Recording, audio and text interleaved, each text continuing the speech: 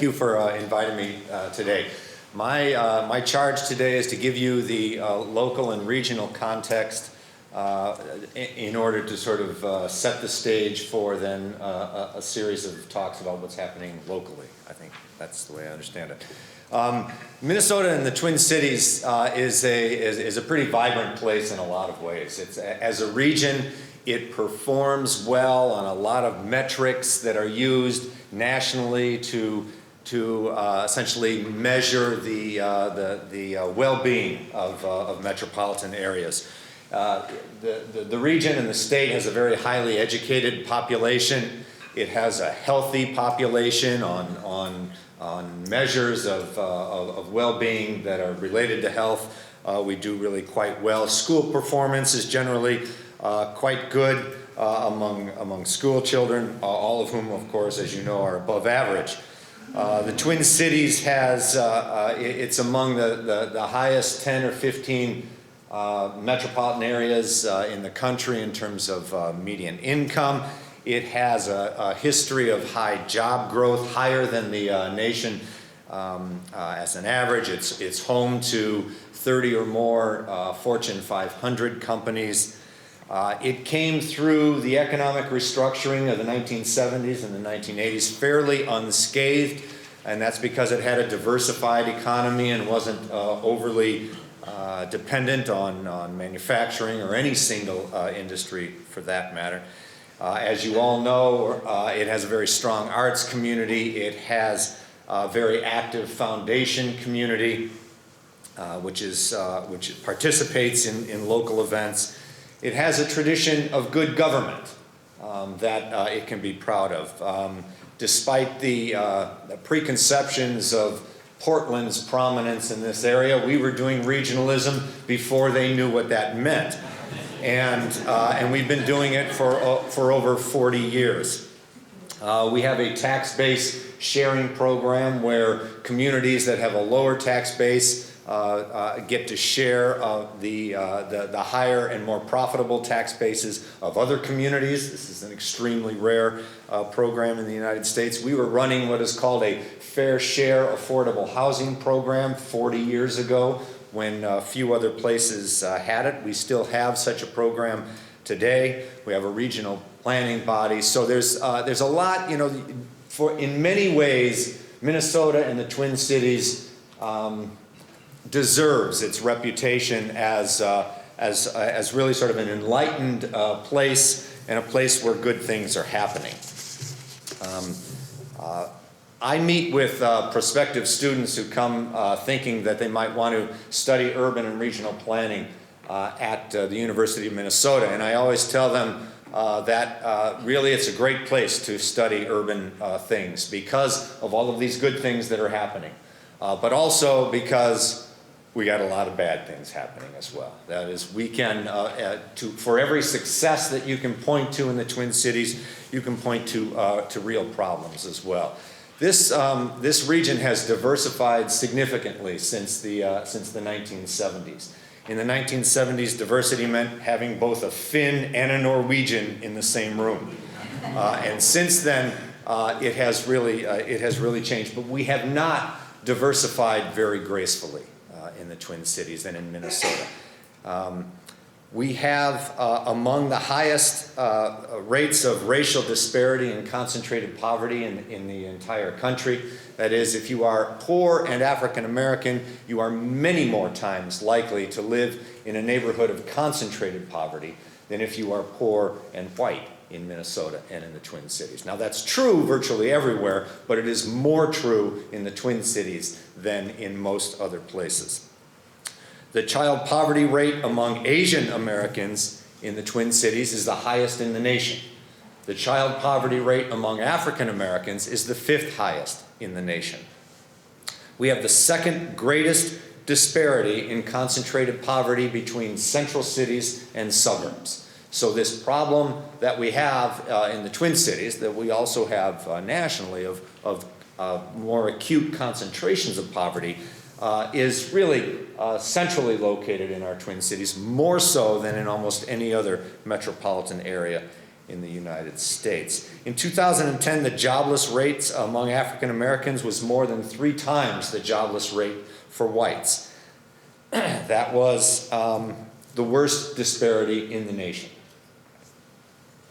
In Minnesota, blacks are 5 years younger on average than blacks nationwide. So that accounts for some of this disparity because younger people have higher jobless rates.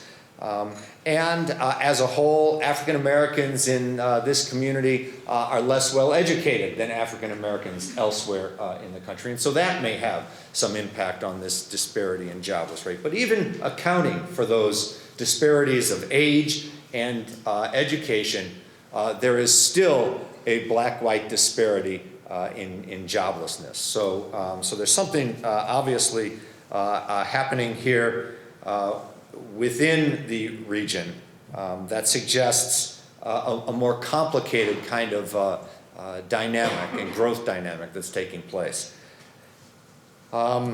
In the 1990s, African Americans were 22 times more likely to be arrested for drug offenses during the height of the drug war in the United States and in the Twin Cities. I did a study on the targeting of drug raids in St. Paul and found that the types of drugs being targeted by the police and by their drug squad were those that were found in the African American communities, and that the drug raids that were taking place, 95% were taking place in African American communities, and where an African American family was actually targeted as part of the raid. So these disparities in criminal justice activity are among the worst in the nation as well. If you take a look at disparity in mortgage lending, that is the denial rates for mortgages in the Twin Cities, and you control for income and you control for credit history and employment history, the disparities between blacks and whites and their acceptance for home mortgages is among the worst in the nation, in the Twin Cities. These disparities are both social and spatial, in the sense that the stress and the disparities we see show up in certain communities and not in others. So I've talked a little bit about the suburbs to cities disparities, and that is certainly part of it. The stress of the last several years is focused in the central cities, but even in the central cities, there is a strong spatial dimension to the problems that we're facing, and most of these occur most frequently in our minority neighborhoods, and frankly, the north side of Minneapolis really tends to be the focus of much of this activity. The north side of Minneapolis is the heart of the African American community in Minneapolis. While Minnesota as a state is 2/3 white, the north side of Minneapolis is 2/3 people of color. Hennepin County, the county in which Minneapolis sits, has an 11% poverty rate. The north side of Minneapolis has a 31% poverty rate. 31% poverty rate. That's one out of, well, that's 1 out of 3 if you didn't know. I majored in math. But this is a 30% poverty rate is regarded as by experts as an extremely high level of poverty, and we're talking about the entire north side meeting that threshold of very high poverty.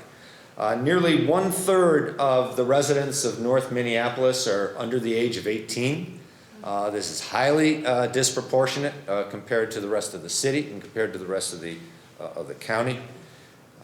North Minneapolis lost 8,000 residents since 2000, since the last census. The city of Minneapolis stayed essentially the same. The city of Minneapolis has within about 100 people, the same number of people that it had 10 years ago. where North Minneapolis lost 8,000 residents. Why did the community lose 8,000 residents?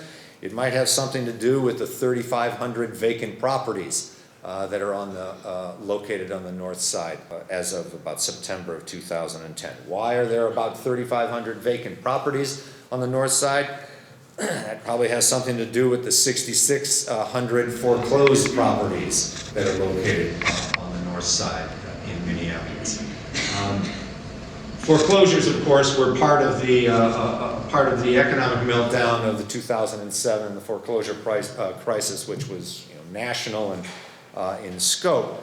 And that had something to do with the economic downturn, but it also had something to do with a thing called predatory lending, which was the marketing of very high-cost lending products to lower-income people, lower-income communities. The location of predatory lending, if you were to map it, and many have, would show you that most of it was occurring in communities of color. The north side of Minneapolis, Frogtown and east side of St. Paul, and the near south side of Minneapolis as well. But the north side was the epicenter of the predatory lending pattern and trend in the Twin Cities, and it has been the epicenter of the foreclosure crisis in the Twin Cities as well. And so you've got a community on the north side that is reeling from this crisis and these vacancies. The north side has half of the city's foreclosures, about 48% of the city's foreclosures in this one part of the city. The annual foreclosure rate in the north side is 3 times the city rate. And what is happening? Again, it's the loss of the population. It's the loss of the wealth and the value embodied in the housing stock. But it's also a turnover from home ownership to absentee ownership. The north side has seen a significant shift in its housing stock from owner-occupied single-family homes to absentee-owned and rented single-family homes. So the Jordan neighborhood now, the latest estimate is that 1/2 of the single-family and duplex housing units in that community are owned by absentee owners. Now, absentee owners are not by definition bad for a neighborhood.